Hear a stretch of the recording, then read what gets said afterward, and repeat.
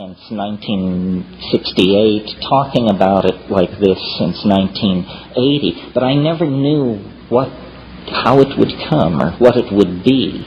In the last few years, with the rise of a technological, a cultural artifact like the Internet, I now see how it will make its way into the world. We are building the nervous system of the human oversoul.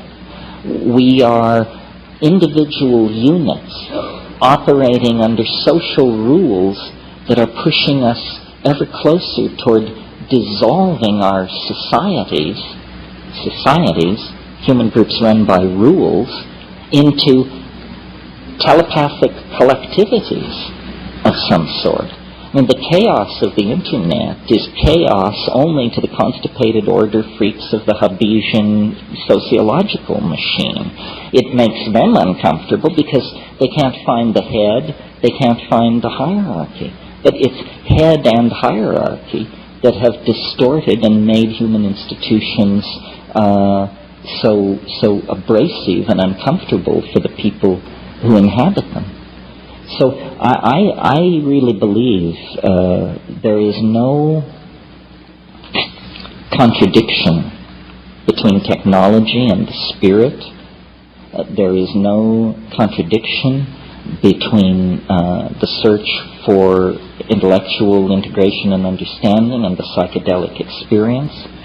There is no contradiction between ultra-advanced hyperspatial cyberculture and Paleolithic archaic culture. We have come to the end of our sojourn in matter. We have come to the end of our separateness.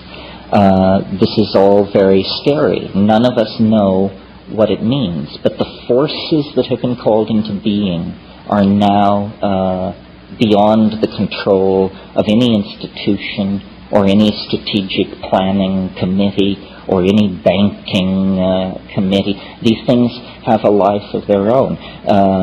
There is a morphological unfoldment occurring on this planet. It is bringing forth some entirely new order of being.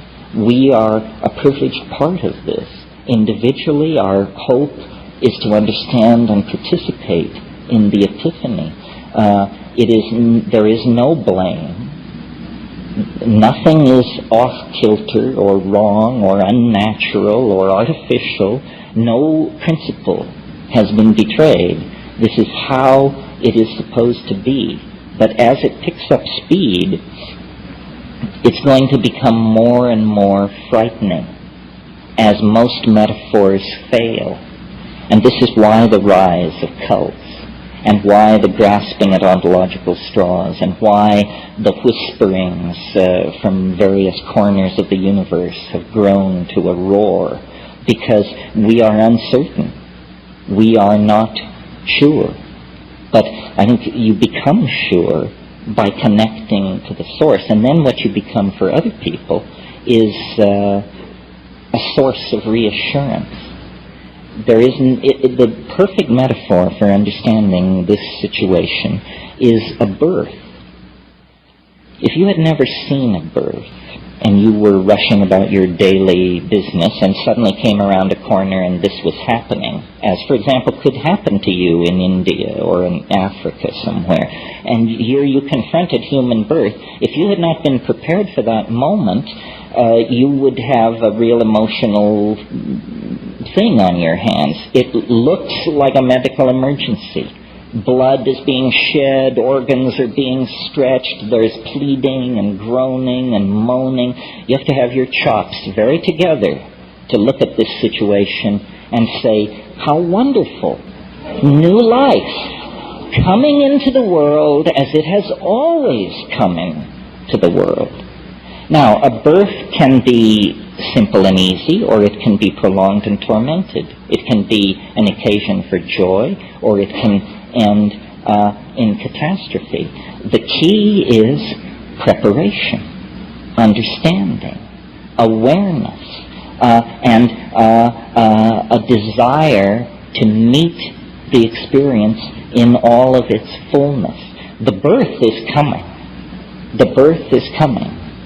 And what it does to the social systems we've put in place, the groaning ecologies that are taking the weight of our billions, what it does to the atmosphere, what it does to the economies upon which you and I depend, this all depends on how educated and enlightened each one of us can make ourselves as the thing moves toward completion. And it's no time for foolishness, and it's no time for rumor mongering, and it's no time for throwing away your epistemological razors and indulging in the spreading of unlikelihoods. It's time to actually pull together. The plants are the pipeline into the Gaian intention. It's just not a coincidence that these plants carry this immense spiritual message. They are the pipeline of Gaian intentionality. We were not out of balance for millions of years, or hundreds of thousands of years of intellectual existence, in which we had humor and song and ribaldry and poetry and horsing around and art and theater. We were not out of balance because our religion involved the dissolving of our cultural values once a week or once a month back into the mysterious mama matrix of primordial being. Once we cut that off, once we began to make it up, or to listen to the most shrill among us make it up, we were lost. That's what we're returning to. Our story is the story of the prodigal son. We left the family farm, the balance, the domesticity, and we made a shaman's journey deep into the heart of matter and of energy, of space and time. We return with gifts, with understandings no shaman before ever had. Quantum physics, fractal mathematics, astrophysics, cosmology, the knowledge of DNA. This is real knowledge, and we shed real blood to obtain it. Now it can be given meaning by being brought under the umbrella of authentic, archaic, human values informed by relationships with psychedelic plants. This is the comfortable future, the hopeful future that lies ahead. To the degree that people turn their back on this, they're going to have a rough time explaining to themselves and their children just what exactly is happening at the end of the 20th century.